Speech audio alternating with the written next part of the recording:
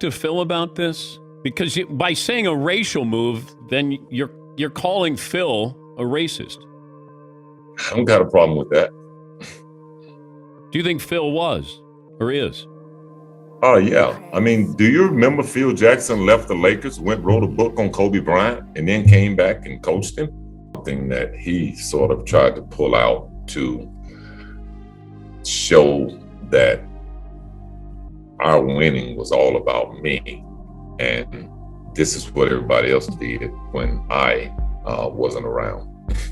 So Scottie Pippen has officially lost his mind, taking shots at Phil Jackson and MJ for what happened in The Last Dance. And not only that, he claims Phil is a racist and MJ is selfish. And we're going to get into why both of those are false. Now, of course, MJ is a little selfish, but when it comes to him and Pippen and the documentary, Scottie said his biggest problem was when MJ was no longer on the team because he went to play baseball, but he still hung around and filmed for his documentary.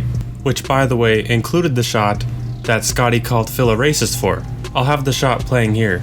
Now, why is this false, and why is Phil not a racist? Well, Phil Jackson has coached many players, many of them black. His best players have all been black, and he has no evidence of racism so far. Not only that, if you want to look into why he chose Tony Kukoc over Scottie Pippen, I'm going to show you the possession of Scottie before that game winner. Roll the clip. All right, they're going 1-4 right now, looking for the spot up off the dribble. The clock is at 6. Pippen with 3 on the shot clock. He's not going to get a good shot off. 2-1. No, they're going to call a violation.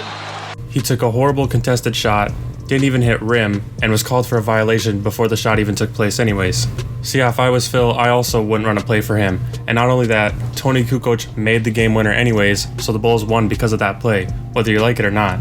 Even if Scottie was initially upset, he still can't be mad at the result, and after, should have realized his actions were wrong.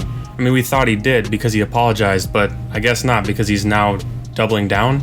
So now let's talk about why MJ's not exactly selfish in this situation. There's been plenty of times where MJ is selfish and only cares about himself, but this is not one of them. Of course, if he's making a documentary told from his perspective, he's going to include the years that he was absent, because it was about the Bulls and about basketball. It was not about his baseball career. So what did they want him to do? Just have a random gap in between the first three-peat and the second three-peat? He had to explain why he was gone, and he was gone because his father passed away, and his father wanted him to play baseball. But of course, he's still going to show the Bulls and how they did without him and what problems they had that he could help fix in the second three-peat, because that's a huge part of the story. If Pippen really has a problem with it, it shouldn't be solved by calling MJ selfish and Phil Jackson a racist and taking shots at Shaquille O'Neal. It should be solved between them, or just him explaining his side of the story, not just taking shots at everybody. He should have explained himself rather than just trying to start fights with everybody. But now I want to hear from you guys. What do you think of Scottie Pippen suddenly taking shots at everybody? Do you think he's just doing it for attention, or do you think he has real motives behind this? Let me know in the comments. Also, leave a like if you enjoyed this video, and subscribe for more NBA content just like this. And I'll see you in the next upload.